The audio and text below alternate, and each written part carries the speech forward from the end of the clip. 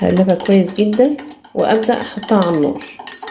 اول ما تربط معايا او تتقل معايا ارفعها على طول.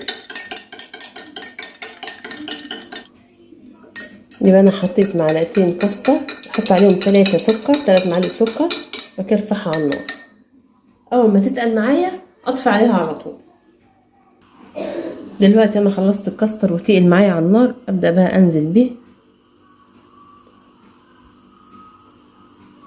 بالشكل ده.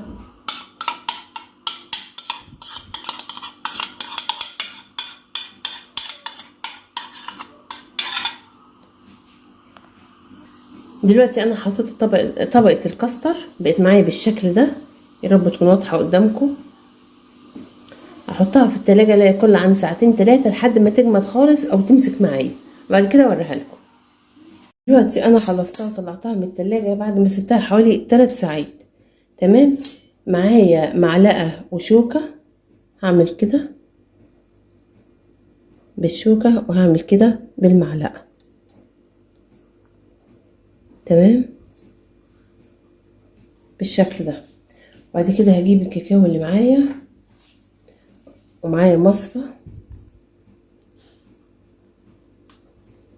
كده، واعمل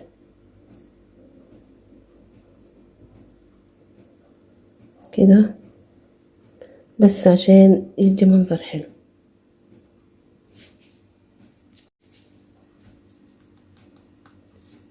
احط كاكاو تاني كده.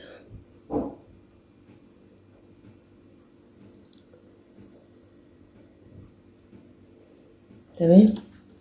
ابدأ بقى ارفع المعلقة بالشكل ده، وارفع الشوكة. تحلية بسيطة جدا وسهلة جدا وطعمها تحفة. شايفين شكلها تحفة ازاي؟ ابدأ بقى اظبط الطبق بتاعي واوريهولكم. وده الشكل النهائي للطبق بتاعنا. حاجة مكلفتنيش حاجة خالص، وان شاء الله تعجبكم. يا رب الحلقة تكون عجبتكم. ما تنسوش تشتركوا في القناة وتفعلوا الجرس عشان يوصلكم مني كل جديد. بحبكم في الله، والسلام عليكم ورحمة الله وبركاته.